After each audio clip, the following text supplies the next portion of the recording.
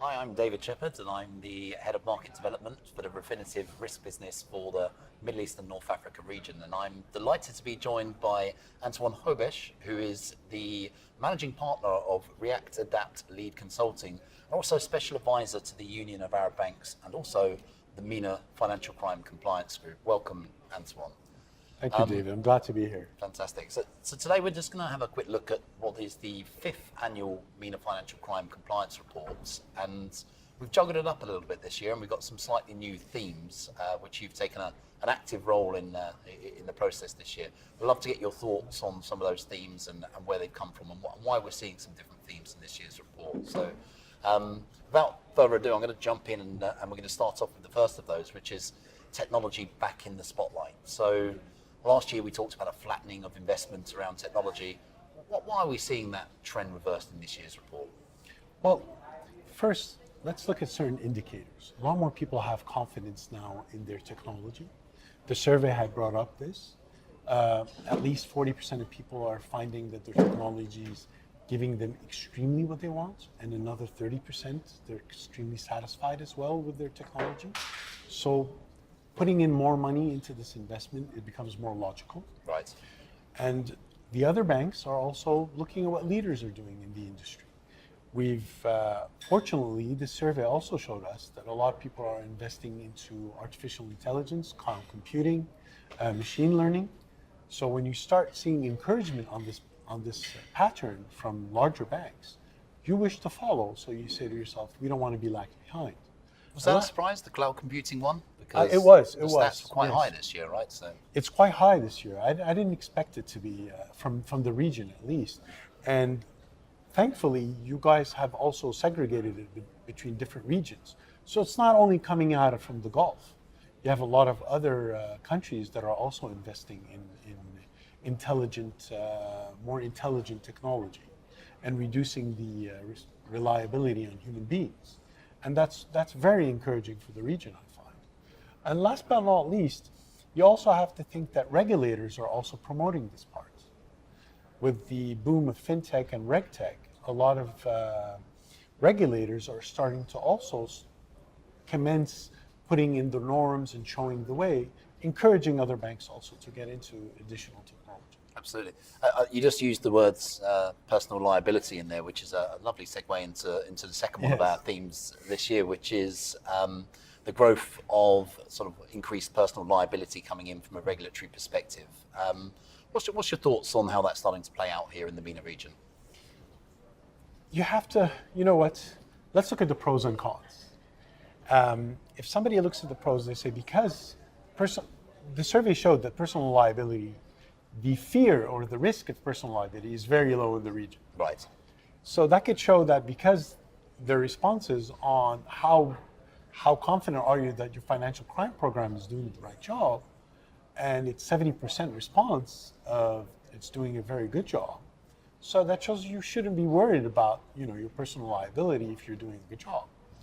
On the other hand, I also think it's a question of culture, because part of the responses were lack of awareness on personal liability. And there were not many cases in the previous years where we've heard individuals that were personally liable for some sort of act, where now the famous Huawei situation has put it on the global platform of awareness that any organization or any executive can be personally liable for certain decisions.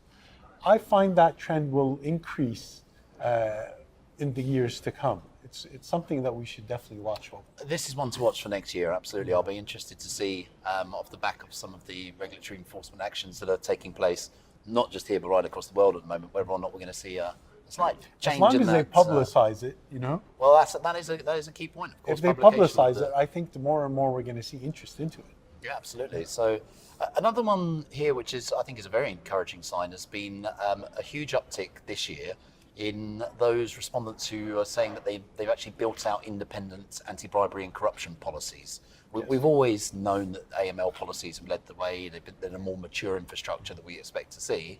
But now we're starting to see growth in those who've got independent anti-money ABC type controls in place as well. So why do you think that we're starting to see that? What's the game changer that's meant we're seeing those separate programs starting to be set up? let's first look at what's the most important thing. What's the biggest risk that banks are afraid of? Reputation. Right. So once you consider reputation, the name of the bank automatically has to come into play, making sure that there's no bribery or anti-corruption within the organization. Let me ask you this. So you're Yeah. saying that you think that the biggest risk that the concerned entities have is around reputation, not regulation? Not regulation and not sanctions. Not sanctions, It's not in fines? the survey. Okay. Yeah. So everybody considers reputation as the most important thing to protect.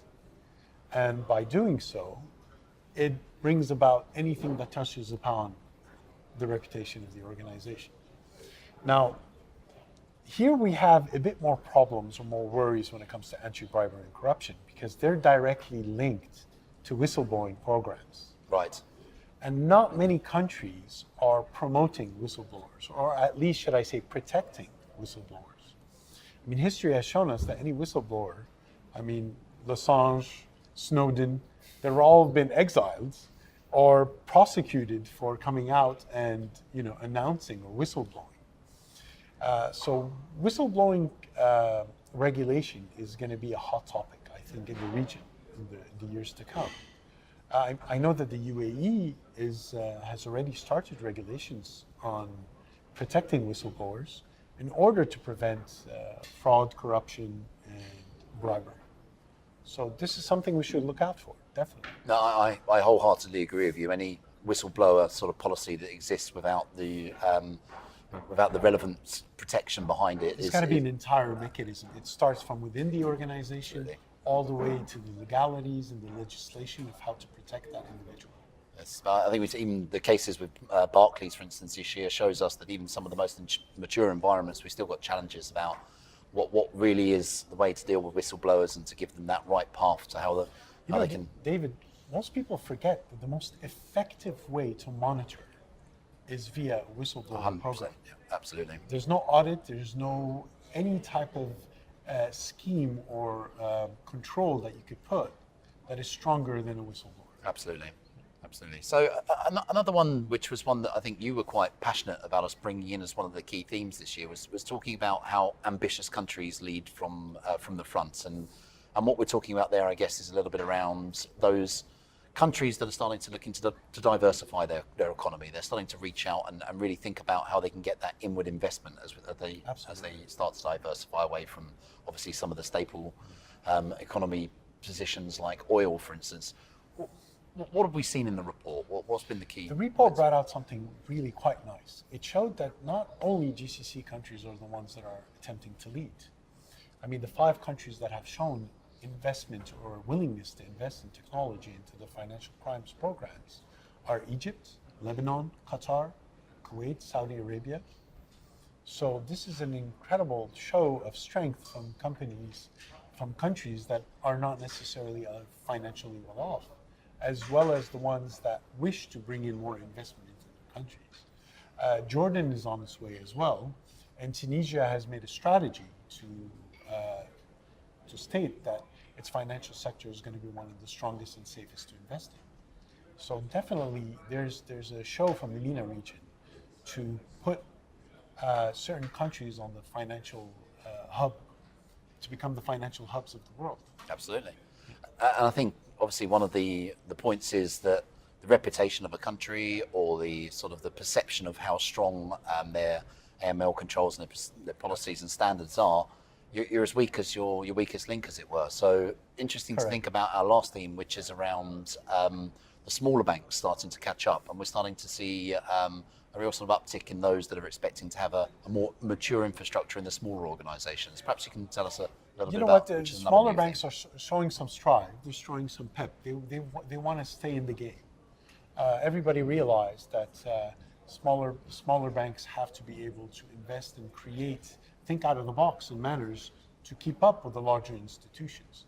Because larger banks in the MENA regions are exactly like larger banks anywhere else in the world. While smaller banks, unfortunately, they have to deal with de-risking more than other banks.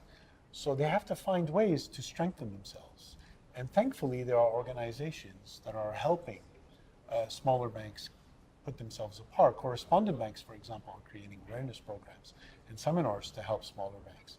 Larger MENA banks are helping smaller banks as well, and organizations such as the MENA FCCG and the Union of Arab Banks constantly promote sound banking practices to smaller and larger organizations as well. Well, thank you, Antoine Hobesh, for pleasure. your incredible expertise and insight that you brought to the project this year. Thank you to all of the contributors to this year's MENA Financial Crime Compliance Report. The 5th year, the most respondents we've ever had before. Keep your eyes open for the next edition, which will be coming out in Q3 this year. Thank you, Antoine, for It was a pleasure. Thank you for having me. Thank you. Thank you, David.